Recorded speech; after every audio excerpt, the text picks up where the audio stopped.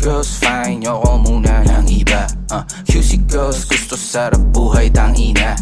QC girls, katawan tatuan, galing ghetto. Uptown hanggang downtown, QC Southside, Eleveno 3, stupid, kahit basag na sige pa toma. Bitches nakahawak sa bayag ko, parang kanila bola. Nasty girls, talagang pinalaki na streets. Mabait yung kwerbo pero sa mga tila nila matamis.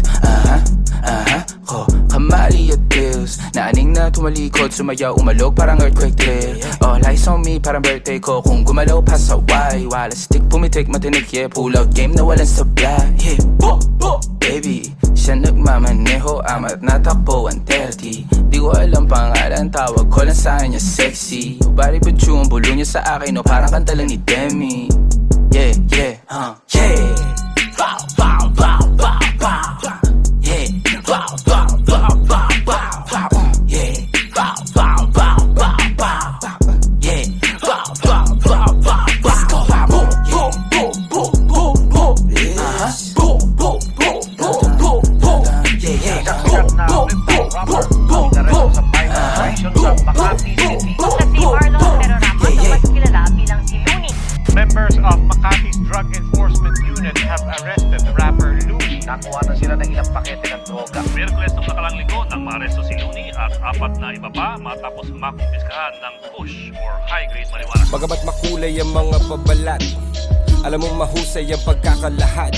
Mga tunay na ganap, isinulat ng parap. Kaya wag ka nang magulat kung magtutugma lahat. Sapagkat ito'y galing sa memorya, isang napaka-importante na istorya.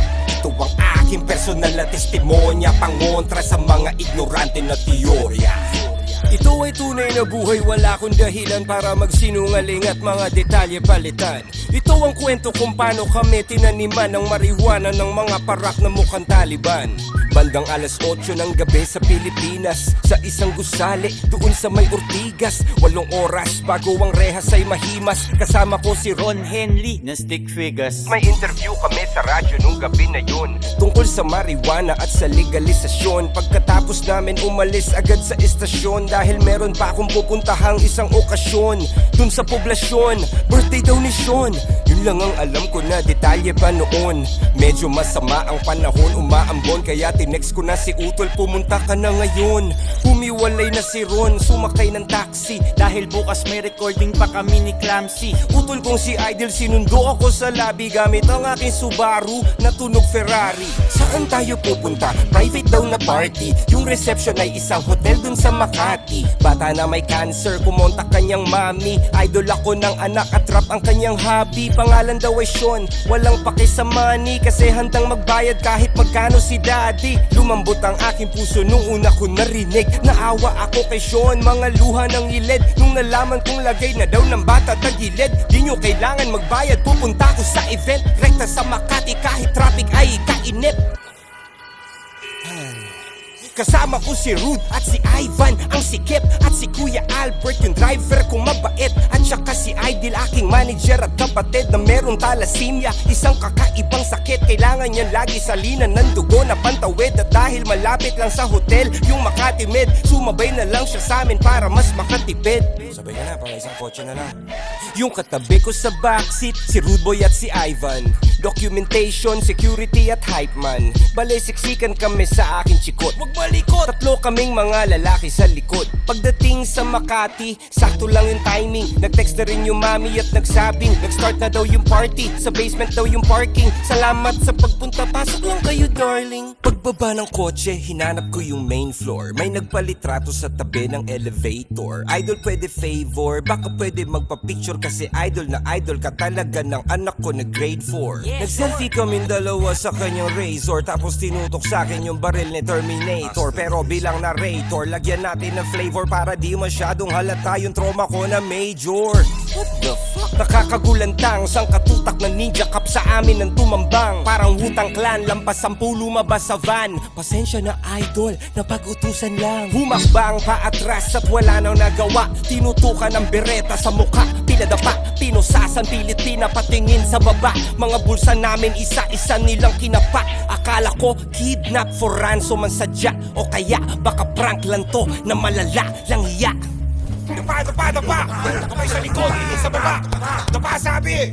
Nakadapa kami habang napapanood ang aking utol na kasalukuyang nakabukod. May tinabi silang kahon, malakas kanyang putob na meron tong mga lamang kontrabando sa loob. Tsaka na lang silang nagpakilalang mga parak nung isa na sa mga kasama nila na sapak. Walang uniforme at nakamaskara lang lahat. Walang Mirandang binasa, basta-basta lang agad. May sikat na hotel at ang nakakapagtakay. Maraming CCTV, lahat nakapatay. Wala man lang bodycam na nakalagay. Kahit kuha man lang ng cellphone gamit kamay. Sabi daw ng pulisya, sakin daw nakumpiska. Pero di makumpirma kasi walang kahit ni isang saksi na pumirma. Walang video ng palitan magmula nung umpisa. Kung under surveillance pala, dapat may footage ka. Diba?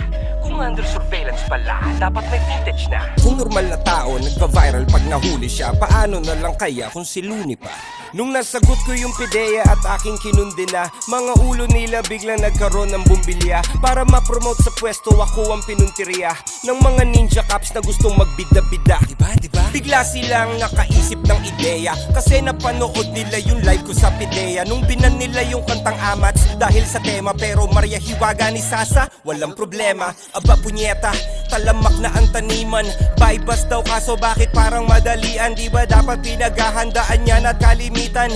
Minaman man na ng malayuan malapitan. May mga kamera na nakatago sa pagitan, kaya medyo weirdo kasi walang video ng palitan. Akala ko ba bypass to na malakihan? Nakakapagtaka lang kaibigan. Gusto mong maintindihan at mabatid? Gamitin mo lang ang sentido kumon kapatid. Para sa 100,000 magpapakaastig, kayang-kaya ko yung kitain ng triple 1 gig. At kung pusher man ako ng sinasabi nilang weed, bakit naman ako pa mismo maghahatid? Ni hindi nga ako lumalabas ng bahay tsaka B. Hira mo makita sa kalsada tumawid. At bakit ako magbebento sa di ko kakilala? Kung sa eksena ko ay maraming nagmamariwana, bakit ko papahirapan ang sarili ko habang sinusugal ang karerang matagal kong pinagsikapan? Bakit isasama ko pa yung kapatid kong may karamdaman at cameraman para mag-vlog ng kaganapan? Walang saysay na mga paratang pawang haka-haka lamang para pangalan ko ay urakan. Alam ko meron akong mga paanan na tapakan, ngunit di ko yun sinasadya. Ako ay tao lamang, pinaglaban lang ang paglikha ng merong kalayaan. At kung yun ay masama, yun lang ang aking kasalanan.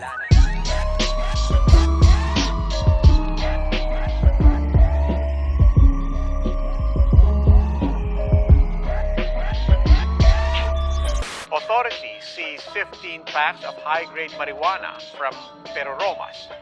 The rapper is denying the allegations against him. He says he may have been framed.